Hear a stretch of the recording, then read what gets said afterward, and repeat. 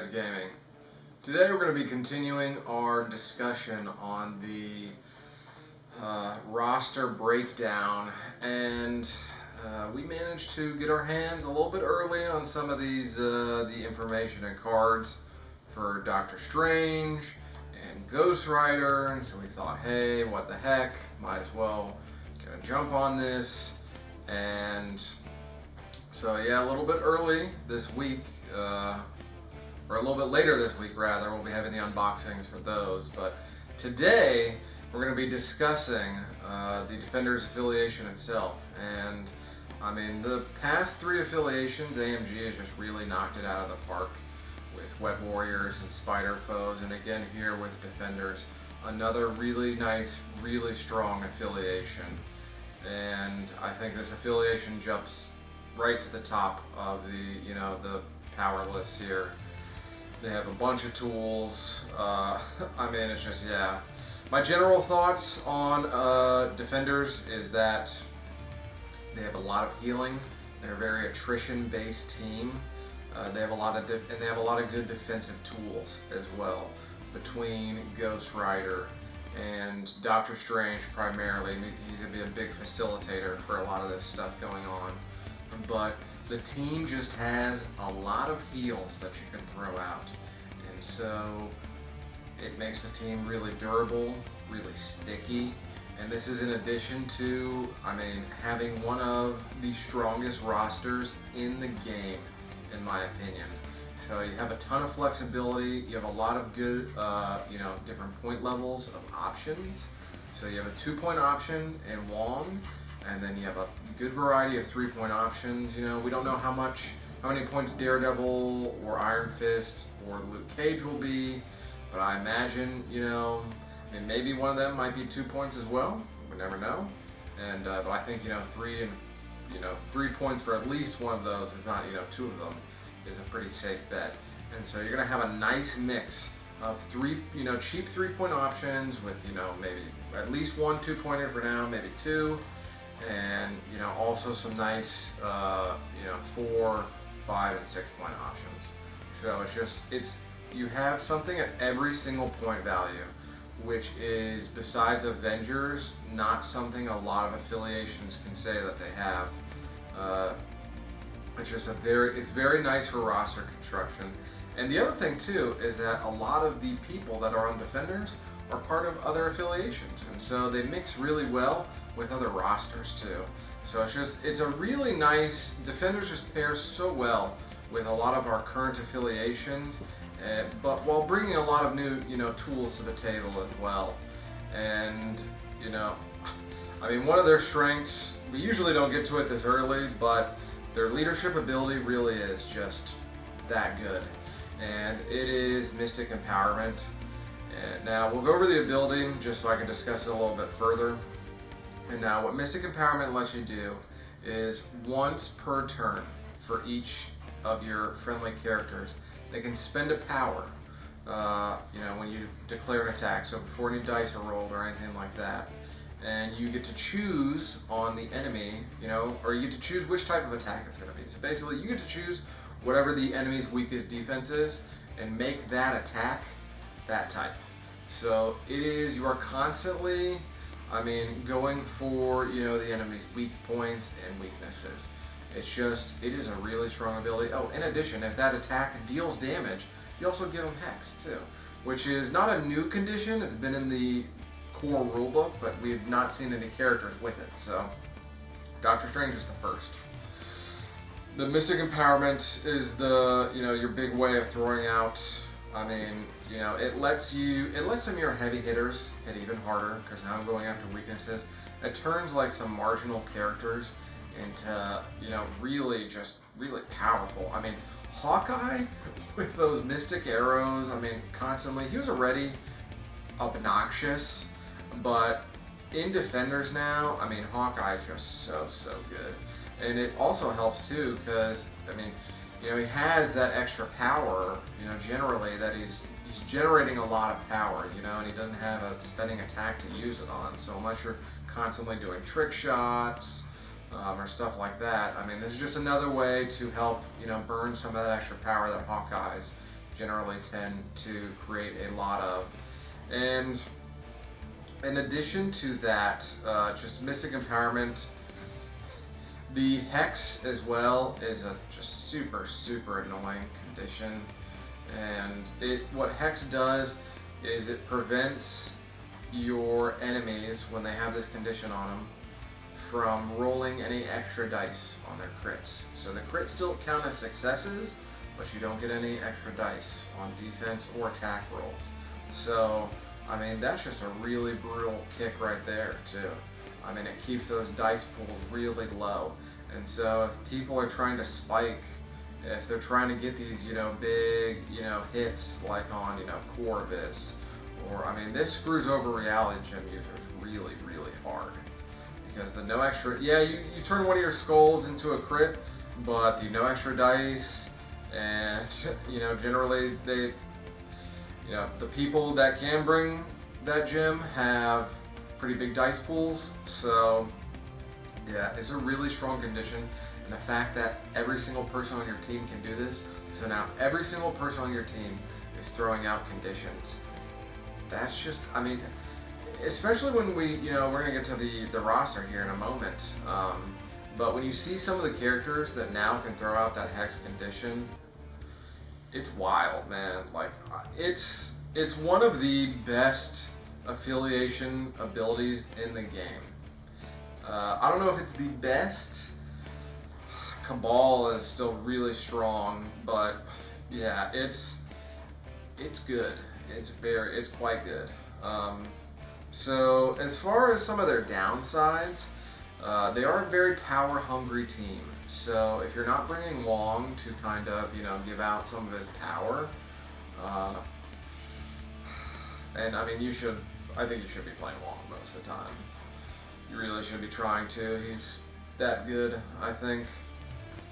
But generally, even with Wong, he's only giving out so much power, and you have a lot of people who want a lot of power. So, I mean, I don't know if you're not going to be playing all these people at the same time, obviously, but, like Hulk wants a lot of power. Doctor Strange wants a lot of power. Ghost Rider wants a lot of power. Valkyrie, I mean, she's pretty good at generating her own amount of power, but still wants a lot of power. The throws, your Dragon Fangs, I mean, there's a lot going on, in addition to your Mystic Empowerments. So, unlike some of these other affiliations, your affiliation ability costs power, kind of like Wakanda or your Spider Foes. It costs power. Now, the upside for it's really good, typically, especially if this is on a strike ability, it's going to pay for itself. It's kind of like the Spider Foe ability that way, is that generally, going against that weaker defense, the power you spend, you should get back, So, most of the time it pays for itself, but it's not a power-saving or power-generating ability.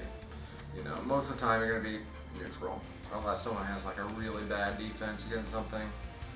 But I mean, that is one of the nice things about, this ability, is that you can choose those lower defenses and whatnot. But the other thing is the really compact playstyle of the team.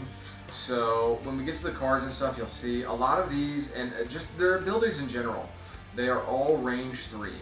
So Doctor Strange is heal, Doctor Strange is his buff, the shield, where it gives people extra defense dice on their attack rolls. That is all 3 range. Some of his cards, they need people to be in 3 range of them to even use it. So it just kind of fosters this really compact play style, kind of like this death ball play style almost, where you want the majority of your forces kind of in this loose group where they can all augment each other and support each other and just kind of focus fire down enemies.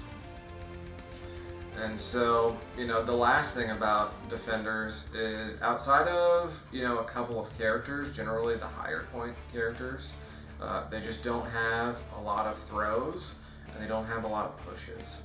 So the throws, I mean, outside of Hulk and Valkyrie, We don't know what Iron Fist or, I think Luke Cage having a throw is pretty safe. But for now, you only have the 2 characters with throws. And so it's just something you need to think about, especially considering that they don't have a ton of pushes either. So outside of Peter Parker and Doctor Strange, and only Doctor Strange pushes are guaranteed. So, well, not guaranteed. Well, yeah, they're guaranteed. He doesn't need to do damage, but it's still Peter. He needs to roll the wild for his pushes. You do have a little bit of manipulation with Peter Parker, but other than that, not something that they do a ton of. So it's just something that you really need to keep in mind. Is that you can strike at the enemy's weaknesses, and you can prevent like this really hard to kill and impenetrable front. But as far as moving the enemy around the battlefield and stuff, we also just gotta beat them up, which is perfectly fine, dude. Black Order, Cabal, they get by on it just fine. So that'll bring us to the roster, and yeah, this is a pretty expansive roster. You have a ton of options. So the leader is, of course, Doctor Strange, and we have, I'm going to go in point order here, we got Hulk as our 6-point option, and then we have Peter Parker, Spider-Man, we have Valkyrie, Hawkeye, Miss Ghost Rider, another 5-point option here. So yeah, we have Hulk, Strange, and Ghost Rider, 6, and then the 2 5-pointers, and then we have Peter at 4 points, and then we have a slew of 3-pointers. I mean, Valkyrie and Hawkeye are both 3 points, and then again, we don't know what Luke Cage and Iron Fist or Daredevil will be pointed at. I mean, I know today they released the From Panel to Play on Daredevil, and he sounds, 3 points. I think 3 points is a safe bet for him. So, another 3-point option there. We got a lot of good 3-point options. And in addition to that, we also have Wong in the 2-point slot. So you have a pretty nice affiliation. So Daredevil's not on the card, but he is. AMG has already they have already stated that Daredevil, of course, will be added to the Defenders. I was a little surprised Daredevil wasn't the leader personally, but I mean, Doctor Strange power-wise, I think, obviously, is bringing a lot more to the table than, sadly, Matt would have been. But, yeah, very nice roster, a lot of options. I think Doctor Strange is definitely my favorite person on this roster. They're just, I couldn't even name a second. There's just so many good options. But Doctor Strange, out of all these, I think has to be my favorite. He's one of the most impactful leaders in the game, not only in terms of his leadership ability and what he's bringing, but also in terms of just the impact that he has. So between the bolts of bedevilment and, pushing people around, or the Crimson Bands of Cinnabus, which, shout out to Xavier Protocols. They did a really great article on the math for getting the Mystic Binding off on the Crimson Bands of Cinnabus, and it's above 60%, which is a very reliable, in a dice game like this, a very reliable ability. When you factor in Doctor Strange's reroll that he gets, on everything, pretty much.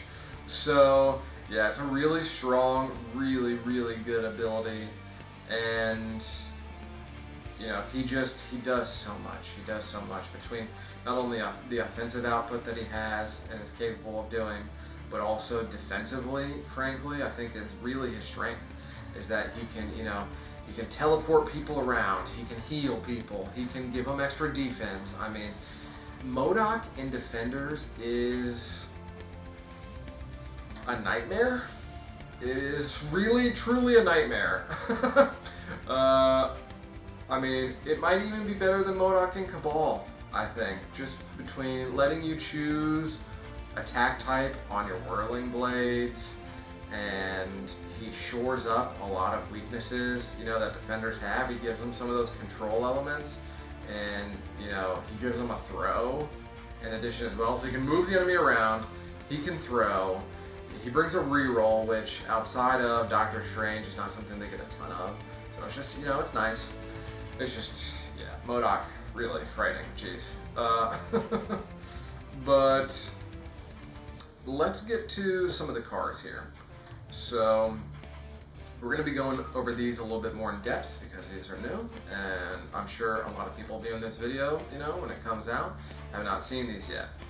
And so defenders they only have one specific card themselves. Doctor Strange has several, and then, you know, Ghost Rider also has a couple himself.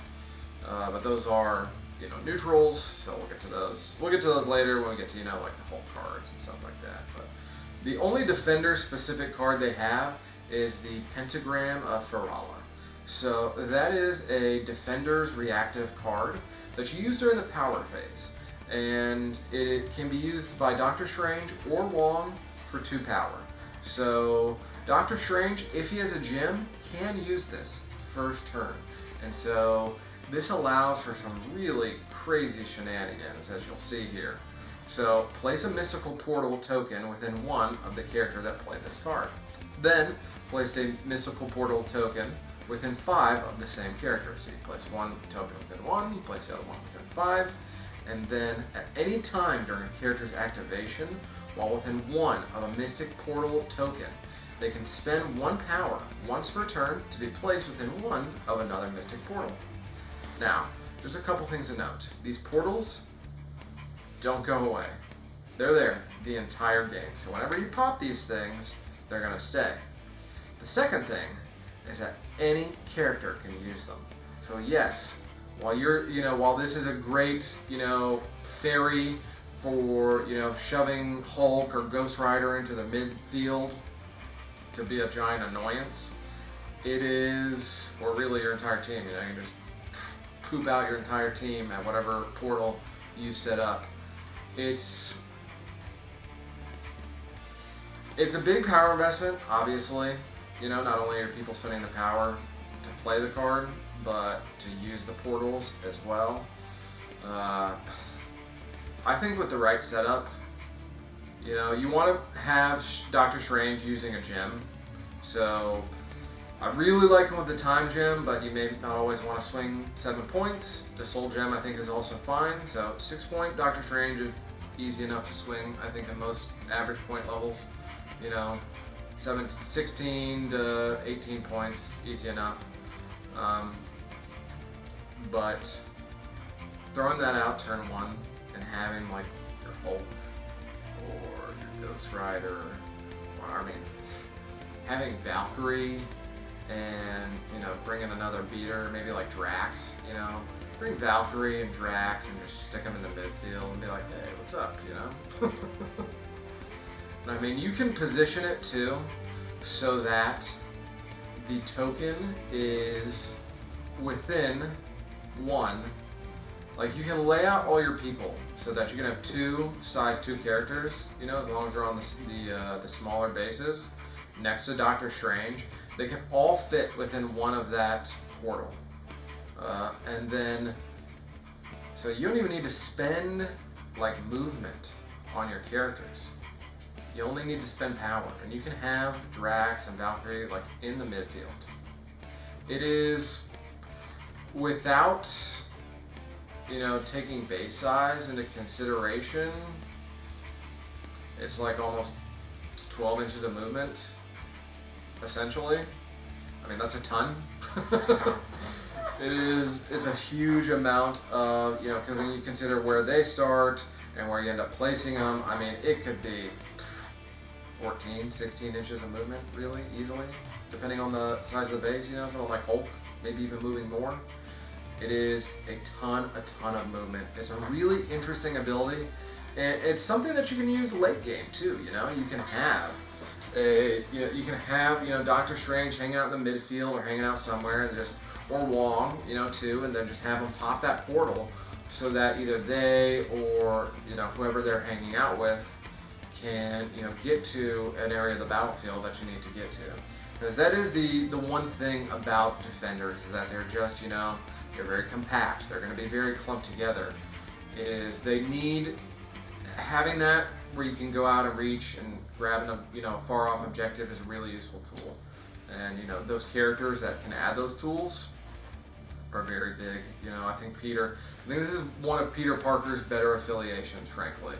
I don't think he's good in Web Warriors, obviously. But Venom's, the hotness right now. So Venom's been getting a lot more play, I think, over Peter. But, people consider him overcosted. I mean, maybe a little bit compared to some of the stuff that's coming out, but not grossly so. And he's still very, very solid and a very good tool in this affiliation. So for some of the other Doctor Strange cards, we have the 7 Sons of Cinnabus. So, yep, make all your cinnamon, bun joke, the Cinnabon jokes, we've heard them all. We're going to hear them a million times, I'm sure. Some more, but I mean, this card is really, really good. I don't know how else to say this. Now, the opportunity, to get this actually off, somewhat difficult. So it has to be Doctor Strange's turn, obviously. It's an active card. Now, this is I think the only attack action card I actually really like. So, as long as Doctor Strange is within 2 of 2 other non-dazed characters, you're gonna be pretty close, right? Pretty clumped up together. I mean, it's doable, but just a little bit difficult. Requires you to spend, unless you're going wide, which is a thing defenders can do. They have a low body count, but it just requires you to have those 3 people together. So he spends 3 power, and then so not only can you Mystic Empower this thing, right? So it just blasts whatever. It's an energy itself, as you can make it physical or psychic, whatever. It's a beam 5, 8 dice attack that incinerates if it deals damage. That's wild, that's a crazy beam attack, range 5, so you got the longest tool, or longest range tool in the game. 8 dice, yeah, no, I'm not misreading that. 8 dice. It's for 3 power. I mean, the 3 power is easy. It's the bodies that you need near you, and then having people near it. That's why, we'll get to it later, but having those missions in mind where they are, where you have them all clumped together, really big for defenders. Not only for these cards, but also just for their abilities, their general play style. They kind of all want to be together. Because same thing for Ghost Rider too. He needs to be within 3 of people. So he wants to be within 3 of his friendlies as well. So our last Doctor Strange card here we have is the Vapors of Valtor, which is, another one of these really good defensive tools that they have in their toolkit here.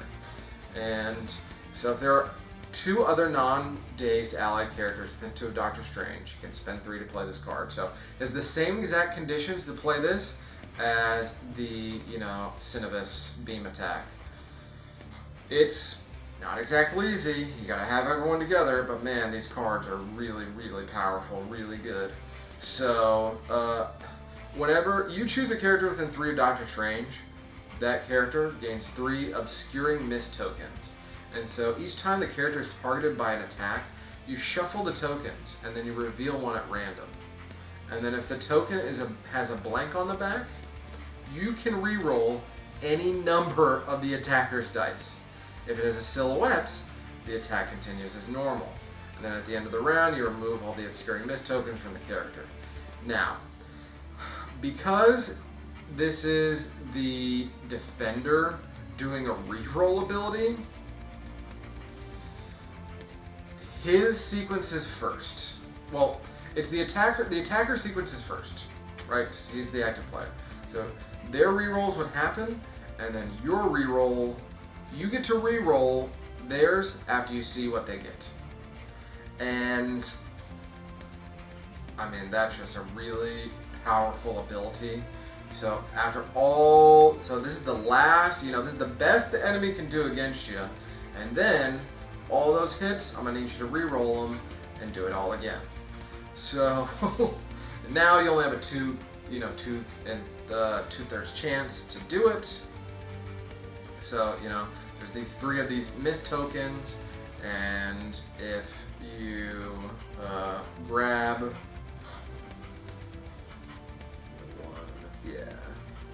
Yeah, so you just reveal them, right? So they don't go away. It's just kind of like a shell game, basically, you're playing. Now, this one just lasts till the end of the round, thankfully. But, yeah, really strong. Really, really strong. I'm a big fan. And so that'll bring us to some of the defenders, adjacent cards here, some of the other neutrals they get access to. So in some of the other videos, like the Avengers video that we talked about, you have Hulk, so you get access to all the Hulk cards. So, Anger Management, or Gamma Throw is the big one. I don't know how often you're going to see Hulk Rider, Ghost Rider, Hulk, and Doctor Strange, but the idea, just the mental imagery of, Hulk picking up this motorcycle and tossing it and its rider through the air is hilarious to me. Now, I think in Defenders, Gamma Launch is a lot less needed because you have the teleportals with Doctor Strange and Wong. So, it's still not a terrible card. So, it's going to get mentioned. And if, depending on your roster and how, how you're pairing it up, which we'll get to in a little bit here, it may be a good inclusion, if you're pairing it with Avengers per se. So, for the Ghost Rider cards, he has 2 cards that are exclusive to him. They're both unaffiliated, like the, last 2 Doctor Strange cards. But so the Ghost Rider cards are pretty interesting. I like Highway to Hell. I like that one a lot. So this is when the allied Ghost Rider begins an advance within 1 of an enemy character. He can spend 3 power to play this, and then when he ends the move, you place the enemy character within 1 of you. And you can do this on his long movement. Now, yeah, that's 6 power. You probably don't want to spend the 6 power on this. Still, even after immediate movement, okay? That's a huge reposition on someone, and that you can kind of move into the kill box, so to speak. And I mean, on certain missions, like on Gamma Waves, which I think is one of Defender's best missions. So Gamma Waves, you drag someone into the middle to your death pit with, Valkyrie, or you drag them into range of Hawkeye and Doctor Strange. I mean, that's just brutal, and for 3 power, really not that bad. And you want to kind of mix it up with them anyways, And so, yeah, you send them in, those earlier turns, takes a little bit of damage, you store up some power, and then he can jet his way back and take the enemy with you into your team. I mean, imagine taking Red Skull, Like I dragged Red Skull into, the death pit in the middle of Gamma Waves. Have fun, alright? That, I've seen some people poo-poo this, online and, some of these communities where the spoilers have been posted, but man, I really like this thing. I'm a big fan of this card. If you're playing Ghost Rider, you should be playing this thing. This is one of the areas that's subject to a lot of change, so we might update this video when the other, once all the other Defenders have been released. But for now, I think that is the core that I would be rocking with, and I would be bringing is, that Valkyrie, Hawkeye, Wong, Doctor Strange. They're all solid. They're all really good. Which between your 3-pointers you like better? up to you. You know, you got a lot of good options, so it's, you know, it's tough to choose. And that will lead us into our roster construction. And so, you know, this is what other affiliations we should be playing with them. You know, how we should be constructing our defenders rosters. And I think defenders, we talked about it in their strengths.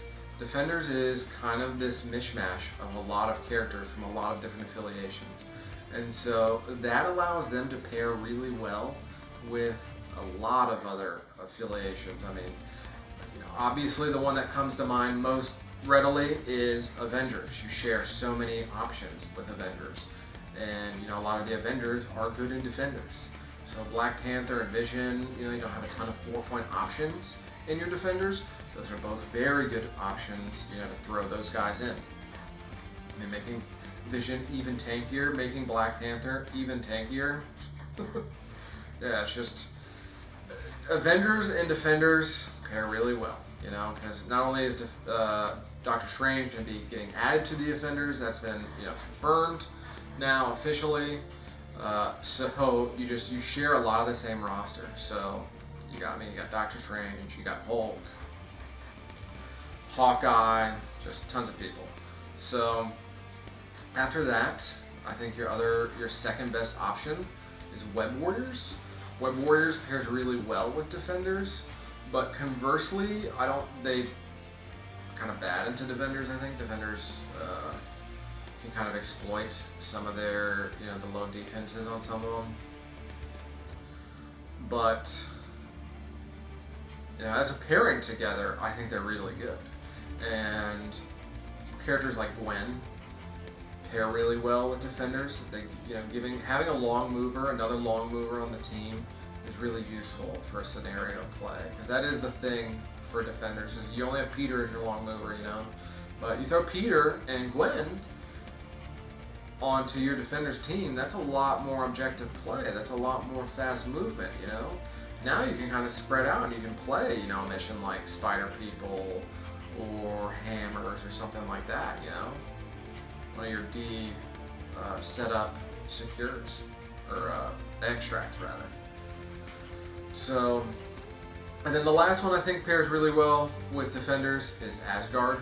So Thor in defenders, I like a lot, and also Gila too. I think Gila primarily, frankly.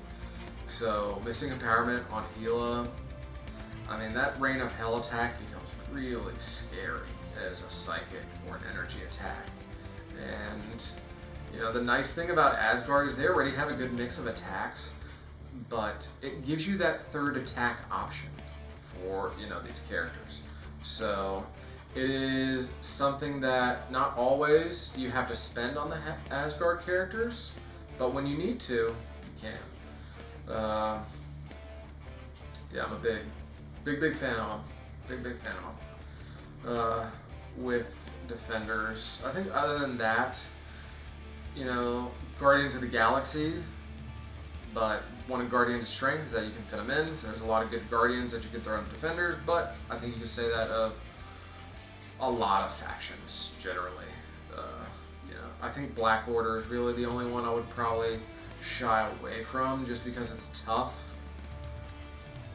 They already have not a similar play style, but, you know, if you're playing Corvus and Proxima, then they're going to be clumped up together, right? And then you're already all clumped up. It's just, I don't know what you're adding from Black Order that doesn't cost a ton of points, that does not, you know, just further pigeonhole me into this one play style.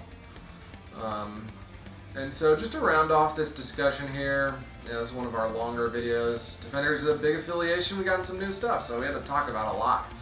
But our honorary defenders that I think really should be making your lists or your rosters. Number one, that is MODOK. MODOK in defenders, yikes. Having access to Aim Lackey is a really big thing, you know, it's a really big tool, and letting certain characters like Gwen or you know, having that extra move off with Gwen, it allows her to do like some really cute, like tricky things with some of her abilities, getting that first move off, you know. And in addition to that too, with any large mover, so you can do this on Peter too, if you're not playing, you know, Web Warriors with him. You aim Lackey, one of your fast movers. They move onto an objective, and then like a, you know, a token or something. And then they can double large move away as long as there's no, you know, restriction to them moving with the objective. That puts it out of range of anyone getting for a really, really long time. So I think, you know, just MODOK, he provides so many tools. He just does so much for the affiliation, in addition to the affiliation doing so much for him. You know, it's a very symbiotic relationship here, because giving MODOK extra defense, you know, having a 4 physical defense is now not so terrible. You know, once you get that buff from Doctor Strange, and in addition, healing on MODOK is just so obnoxious. It's nearly impossible to bring the guy down between Medpack and Doctor Strange and, you know, Wong. It's a ton. It's so much. You know, in addition to that, I think some of your other fast movers are good additions to your rosters for those scenario plays. So I think Black Widow here is a really big one, especially when you're playing an Avengers roster. She fits in, you know, she slots in so well. You're probably maybe taking her already. So I think Black Widow here, a really big one. Gamora, and she is a large mover. Probably not the one you want. I think, you know, we mentioned it before with MODOK, you know, they aim lackeys. It's Gwen. So Gwen and Black Widow, I think, are your two of your big ones that you're going to be looking at a lot, you know. And Gwen's nice too. Both of them are nice, you know, because they're also other low point options that you can fit in if you want to afford maybe some more, you know, a higher power roster. But I mean, with her and Wong, that's only 4 points. With Doctor Strange, it's 9 points. So you just add in one more Defenders character to stay in affiliation. I mean, you can have, hell, even at 17 points. You know, you bring in Ghost Rider, and you have another 3-pointer. So you could have, you know, Hawkeye or Valkyrie. I mean, Black Widow, Valkyrie, Ghost Rider, Wong, and Doctor Strange at 17 points. That's rough. That's a lot. That's a lot to deal with. You know, it's a lot of healing. You know, you have Ghost Rider functions kind of as your tank. You know, in that scenario, or you have MODOK slot in there too now because you know you're bringing one of your Defender 3-pointers. So yeah, you could have MODOK, Black Widow, and then, you know, 3 of your Defenders. Not too shabby. So I think, you know, this is I don't know how good this one is. I haven't tested this one out, but I just want to maybe, I guess, make an honorary mention, and that is Groot. Not with Rocket, maybe just Groot by himself. Just because he has the healing, he's a really good at healing, and he has a pretty decent condition on his own. He has the I am Groot with the guaranteed throw, so it's another thing that you can, you know, that he adds to the team. In addition, I think that We Are Groot card, you know, it's unaffiliated. You only need Groot. It's a lot of healing. It's a lot of healing. I don't know how good that one actually is. I don't know if you. I don't know if Groot does enough on his own, you know, to justify his inclusion, but for 10 points, the 3 of them, you know, Wong, Groot, and Doctor Strange, that's a lot of healing, man. That's a lot of healing. You know? Yeah. Groot kind of benefits more from a go wide scenario, though, and then you're looking at weaker characters, it's, I don't know, it's weird. If you're bringing like Guardians with your Defenders, yes, maybe, but I don't know how good it is. But one of our viewers, listeners, play it in a game, test it out, let me know. I want to know, like, hey, is this a terrible idea, you know, am I totally crazy? Or is it maybe, you know, some secret tech and you don't want to tell us? We'll see, we'll find out. But, yeah, I think that's been, we have covered a lot of ground on this Defenders video here. So just a really strong, really flexible affiliation. I mean, it's got some of my favorite characters in it. I love Ghost Rider, his flavor. I love Doctor Strange. They just really nailed the feel of that character, and you know he's gonna be a terror on the battlefield here coming up soon here. So yep, get ready.